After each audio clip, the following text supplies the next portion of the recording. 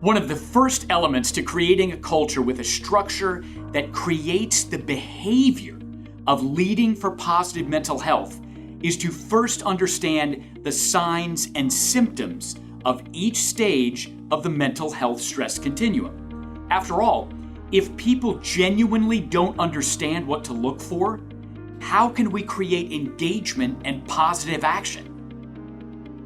The mental health stress continuum model identifies the 4 stages or zones of the stress reaction.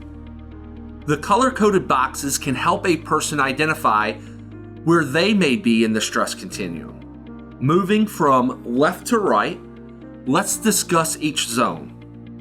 The green zone can be described as an area where a person is experiencing happiness and overall total wellness. For purposes of clarity, though, this doesn't mean that you're stress-free, but you're able to maintain composure and adaptability and address those stressful events in a constructive way, therefore strengthening your overall resilience. When you are in the green zone, you exhibit strong coping skills and also foster a growth mindset rather than a fixed mindset. Anchoring yourself to this zone places you into the performance zone. This means that while you are in the green zone, you are alert, engaged, healthy, and living a life that you find satisfying. Typically, when people are in the green, they are functioning and performing somewhere between 76 and nearly 100% in terms of capacity, productivity, and overall engagement. Some descriptor words that are associated with being in the green include developing, Learning, empowered, resilient, driven, growing, focused, centered, engaged, joyful. and fulfilled. At times, we can find ourselves exiting out of one zone and into another, hence the term stress continuum. The next zone is yellow, which has people reacting to the adversities of life. The good news is that this is common and reversible stress. When reaching the yellow zone, we can begin to have difficulty sleeping, lose focus, feel irritable, and also start to experience mild anxiety. For all intents and purposes, when we are in the yellow zone, we feel a bit off our game. Examples of what one may feel in the yellow zone are fatigued, Blaming, moody, complaining, tense, nervous, shaky, edgy, uneasy, apprehensive, and fearful. When a person is living in the yellow zone, they are typically functioning in a range of 51 to 75% in terms of capacity, productivity, and overall engagement. When an individual progresses through the mental health stress continuum, the next zone is orange. This is where a person is having more severe and persistent distress, and this can take the shape in the form of you losing control, feeling panic, rage, or significant depression, and you start to feel a diminished sense of purpose, meaning, or hope for the future. Descriptor words for people living in the orange zone include wounded, rage-filled, self-destructive, guilt, shame, blame, shattered, addictions, despondent, depressed, and impaired. In the orange zone, our ability to function in terms of capacity, productivity, and overall engagement is anywhere between 26 and 50%, but definitely not above that level. Once a person hits the orange zone, they are significantly impaired.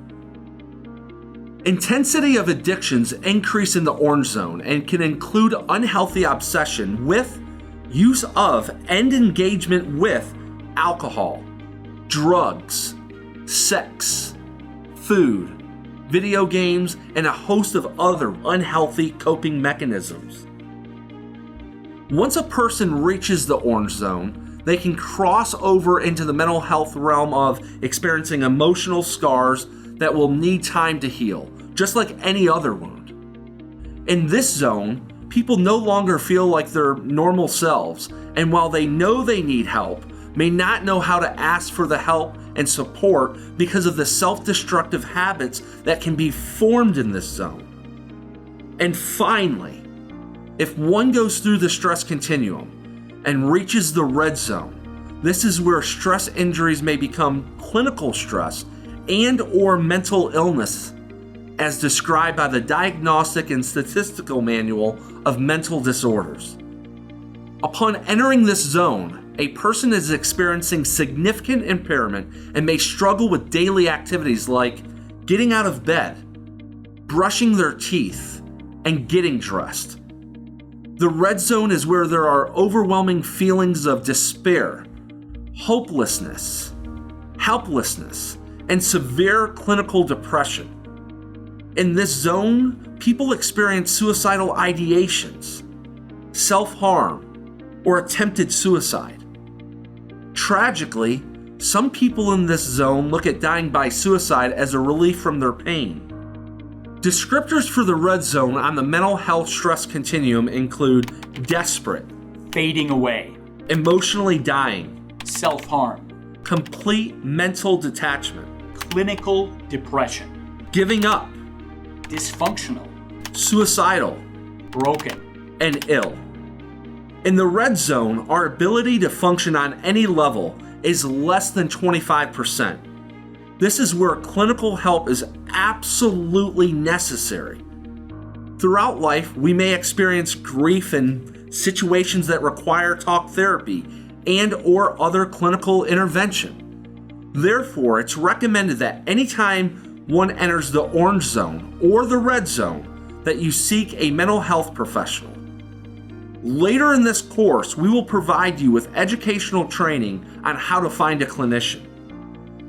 The positive thing about experiencing the yellow, orange, and even the red zones on the mental health stress continuum is the fact that there can always be post-traumatic growth, even after the most severe stress reactions and post-traumatic stress. People do tend to heal in their own way and on different timetables. Sometimes post-traumatic growth takes more time than we might prefer, and yet there is always opportunity to grow from any human trauma, no matter how long it might take. Speaking of a timetable for growth, I learned an interesting lesson from my neighbor's avocado tree. Now, as you can imagine, it was a lesson that came from an unexpected source. The friendly retired couple who lived next door knocked on my wife and I's door. When we answered, we were greeted by the smiling couple holding huge armfuls of fresh, organic avocados. They asked my wife and I if we wanted this bountiful load of fresh fruit, and we said, "Sure, thank you so much." Then they proceeded to tell us the story of their avocado tree. Evidently, they had purchased a small avocado tree sapling more than 7 years before and planted it in their backyard. They liked being outdoors and working in their yard, and they were excited to engage in the process of growing the tree to eventually bear fruit.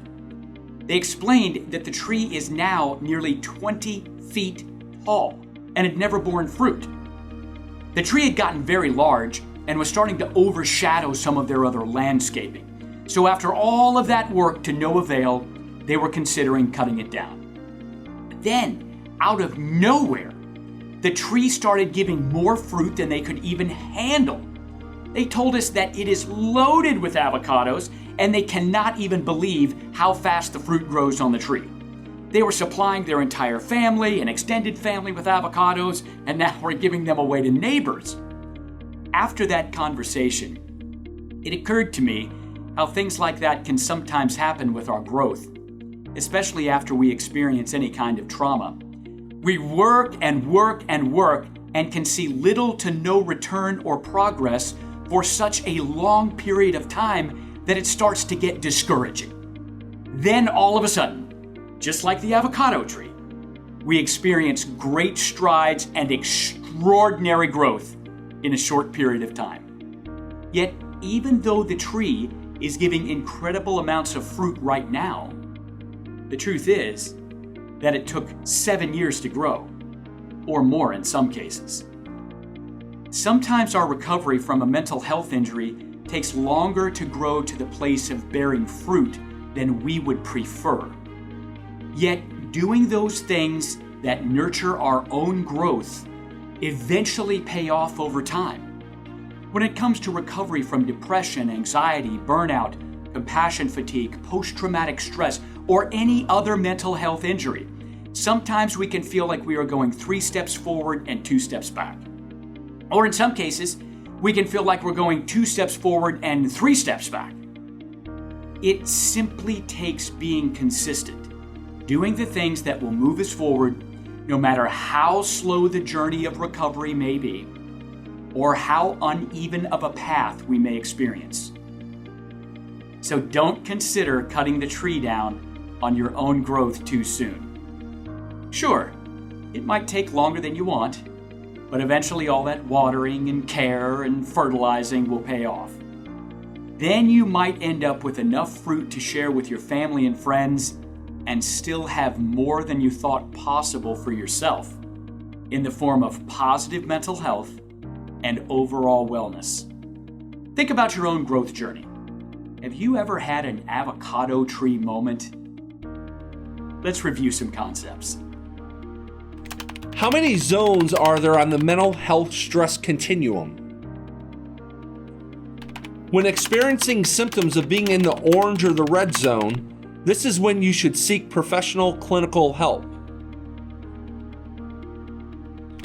Once a person seeks help when in the orange or the red zone, everyone typically takes the same time to recover and heal.